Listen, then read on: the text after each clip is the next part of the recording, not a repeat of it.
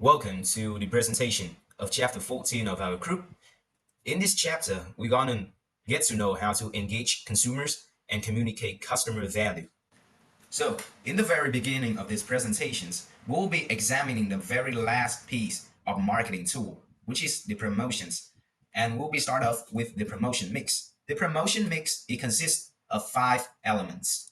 The first piece of promotion mix is the advertising. So advertising is to use pay messages through various media channels such as televisions, radio, print, and online ads. For example, like the Coca-Cola commercial during a Super Bowl match is occasionally met on the TV. So the second piece of the promotion mix is the sell promotions. Sell promotions is to offer short-term deals in order to encourage purchases, such as discounts, coupons, or a giveaway. So we can take the McDonald's buy one get one free burger for an example. The third element of the promotion mix is the personal selling. So personal selling is just basically direct communications between the salespersons and consumers in order to persuade them to make a purchase. For example, when you walk in the car showroom, the car persons will provide you with a test drive and demonstrations in order to persuade you to buy their products. The fourth piece of the promotion mix is the public relation, which stands for PR in short. So PR is just to build a positive image through media relations, events, sponsorships, and community involvement. So we can take Nike for an example. In the Olympics, Nike often provide professional athletes with their sporting equipment in order to build themselves a positive image in the professional athletes and the audience of the Olympics. The last piece of the promotion mix is the direct and digital marketing. Direct marketing is to target communications directly to consumers through mail, email, or phone. For example, Amazon spend personalized product recommendation through email based on the customer browsing and purchase history. And the digital marketing is to utilize online platforms such as social medias, websites, and search engines to promote products or services. So, for example, Facebook. Adidas run targeted Facebook ads to reach potential customer based on their interest and demographic. Marketers have developed efficient mass media communication techniques to support their marketing strategies. But now, as marketing communications are changing profoundly, managers are facing with various realities. This is because some of the major factors are shifting. Firstly, it's consumer. In the age where social media and digital platforms are popular, customer may have more access and find out online information about the products or services other than the words or ads from the marketer solely. Next up, its marketing strategies are also changing rapidly. Businesses now realize that making focused and targeted ads for defined micro markets can be more beneficial. Therefore, it is undeniable that digital technology is causing remarkable changes to the way that customer and businesses interact with each other. In today's world, the dominance of television, magazines, and newspapers are declining. Some experts might even said that they might become obsolete eventually as costs increase and consumers now have the power to skip disruptive commercials. But however, rather than the collapse of traditional marketing, people are seeing the chances of integrated communication marketing strategies. However, the most common problem with integrated marketing strategies is that the ads might say something and the company's internet sites, email, or social media might say something altogether sounds different. Therefore, in order for the strategies to be efficient, the company needs to deliver a clear, consistent, and compelling messages about the organization and about the brand itself. And a clear example of a business that make use of the integrated marketing strategies is Spotify. They have used a variety of resources such as traditional marketing billboards or ads around the city, multiple social media platform, and they even use influencer endorsement. And that have created conversations about their brand and increased awareness to promote user to use Spotify. Yes, welcome to 14.3 Developing Effective Marketing Communications. First, we dive into the integrated marketing, a view of communications process. First, we focus on the target audience and coordinate promotion for desired response. We should consider customers' engagement and long-term relationships. It needs to be tailored for specific customer segments and start with identifying all potential touchpoint with customers. Effective marketing communications requires understanding the communication process with 9 elements: sender, just such as McDonald's, encoding, message, media decoding, receivers, response, feedback, and noises. And here we have the steps, such as senders, such as McDonald's, encoding by message creations, and the message is the ad itself. The media is the communications channels, just like TV, and receiving, interpreting the message. And the receiver is when the customer watching the ads, and respond is the customer's reactions. And then they're giving feedback through customer's response, communicate back, and the noises is distractions interrupting the message. The demands matching senders encoding with receiver decoding for clarity, and it used similar familiar symbols and consider the target audience fields of experiences. It involves senders understanding the audience and desired responses, and require effective message delivery through relevant media. Utilize feedback channels to access audience and response. And in today's interactive environment, companies need to receptive to customers' message. Thank you. Regarding designing a message, we can follow the IDA model below here. The first A stands for get attention, the I stand for hold interest, the D stand for arouse desire, and the last A stand for obtain action. When putting the message together, the marketer have to think about what to say and how to say it. So first of all, let's dive into what to say. So we have here is the message content. There are 3 types of appeals. First of all is rational appeal, which is about how the product gonna benefit the customer. Secondly is emotional appeal, is about creating belief for customer. And finally is moral appeal, which is about having things right or proper, such as a product is environmental friendly, would encourage the customer to buy them. Then coming to how to say, we have message structure. And down here we have 3 types of structure.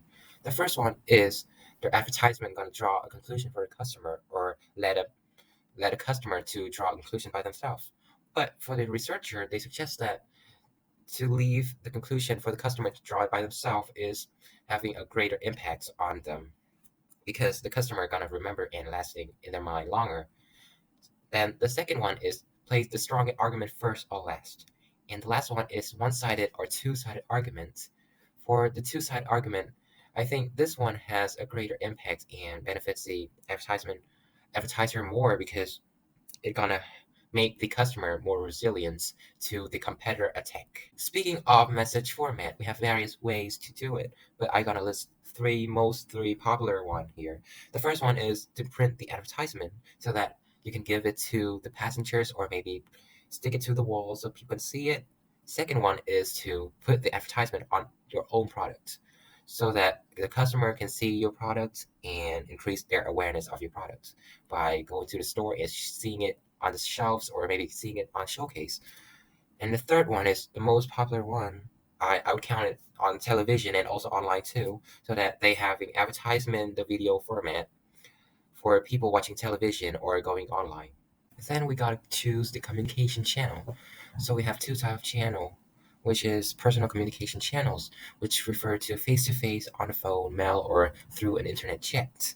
Then we also have non-personal communication channels, is without personal context or feedback, but including major media, atmosphere, and events. For me, if I want to gain more loyal customer or more customization for my customer, I would use the personal one. But if I want to create greater impact and having more customer, I'm gonna use the non-personal communication channels. So we have come to the final steps.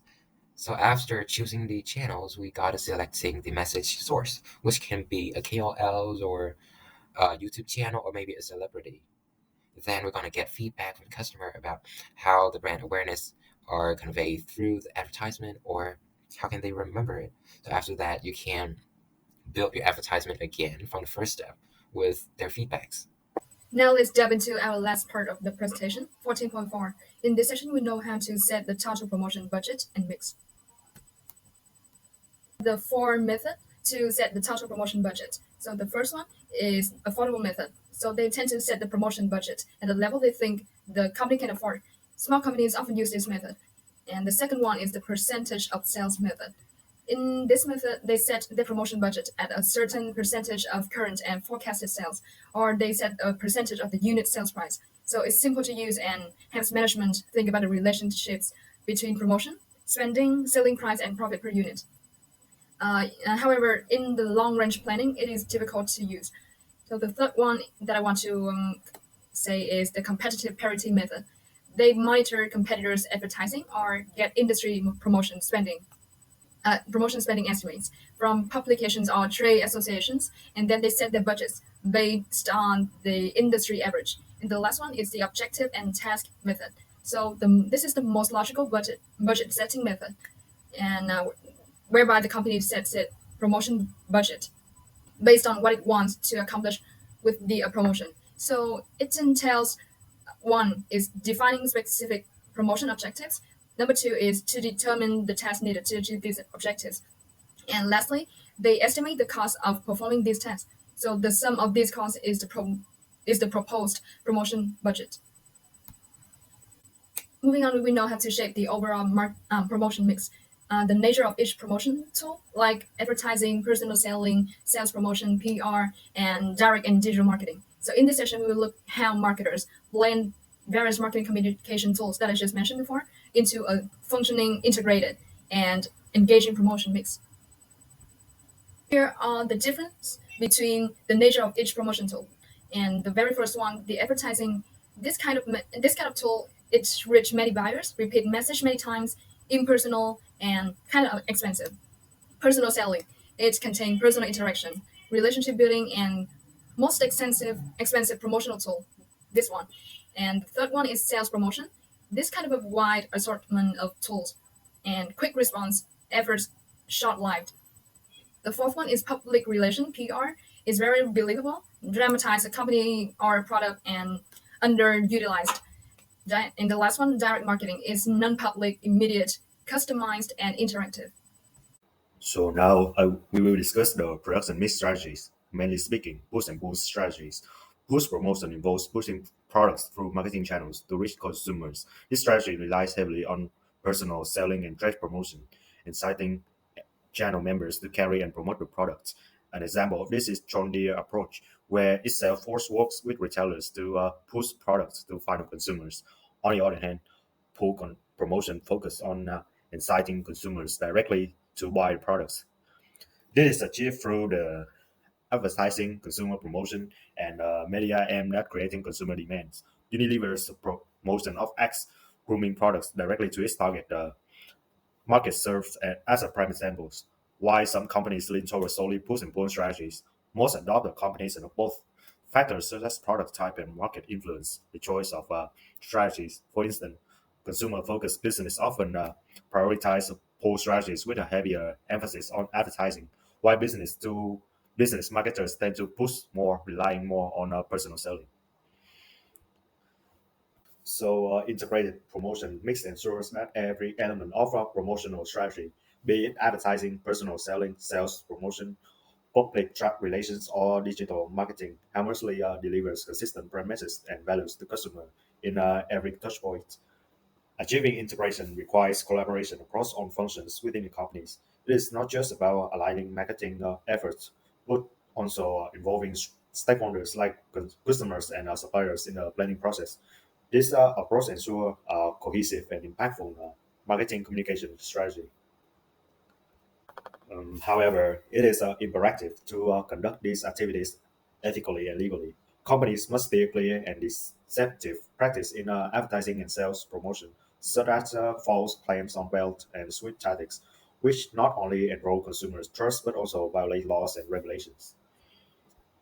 Moreover, as a responsible corporate citizens, companies should leverage their promotional efforts to promote socially responsible programs and initiatives. For instance, Google's Made for Code campaign not only promotes its brand but also encourages young girls to pursue a STEAM career, addressing an important societal issue. So for today's conclusions, after four sections, we have known about the five promotion mix tools for communicating customer value, how the marketing communications are changing, and the needs for integrated marketing communications. In the third sections, we knew about nine elements of the communication progress itself. In the last part, we learned how to set up an efficient promotion budget and factors that affect the design. So it's the end of our group's presentation for Chapter 14.